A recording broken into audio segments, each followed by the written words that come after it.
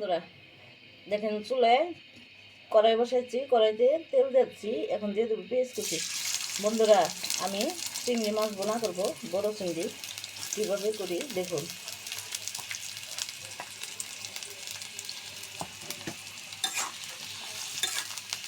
সেহরি খাওয়ার জন্য তরকারিটা রান্না করতেছি। এখন বাজে রাত 1টা। পেঁয়াজটা আমি নরম করে ভেজে নেব। পেঁয়াজটা নরম করে ভেজে নিচ্ছি। এখন দিয়ে দেবো আদা রসুনের পেস্ট, জিরা আদা রসুন পেস্ট একত্র করা।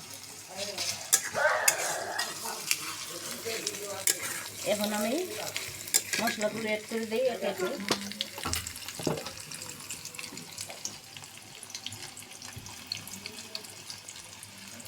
হলুদের গুঁড়া,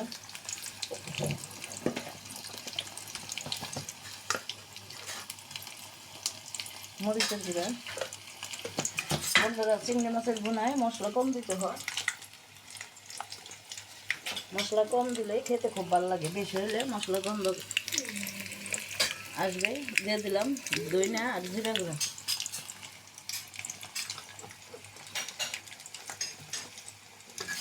দইনা জিরা দুইটা আমি একত্রে মিক্স করে গুঁড়া করে রেখেছি। এখন দিয়ে দেবো স্বাদ মতো লবণ।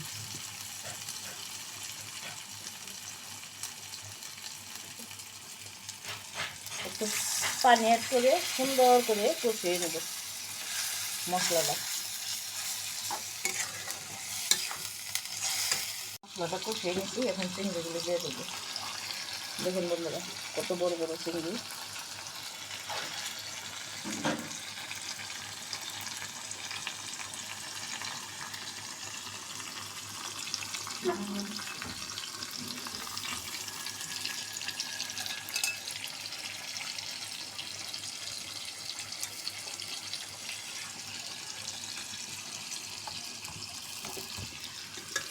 সুন্দর করে নেড়ে চেড়ে কষিয়ে নেব।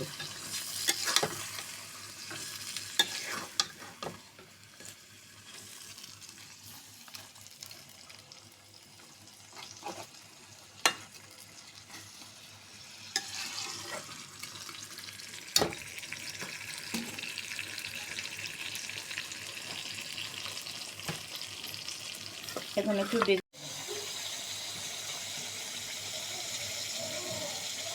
বন্ধুরা দেখুন তরকারি প্রায় হয়ে গেছে। কিছুটা কাঁচামরিচ অ্যাড করে দিলাম, একটু নেড়ে দেবো আমি।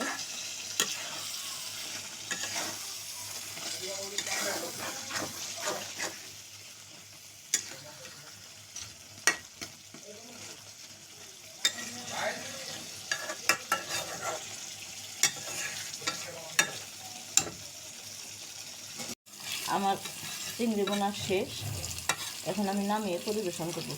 আমার চিংড়ি বোনা যদি ভালো লেগে থাকে আপনাদের কাছে, আমার ইউটিউব চ্যানেলকে সাবস্ক্রাইব করবেন, লাইক দিবেন, কমেন্ট করবেন। ফেসবুক চ্যানেলকে লাইক দিবেন, কমেন্ট করবেন, শেয়ার করবেন। আর চিংড়ি মূলত এভাবে অল্প মশলা দিয়ে বোনা করলে এটা খেতে দারুণ লাগে, খুব মজাদার একটা বোনা। এখন নামিয়ে পরিবেশন করব।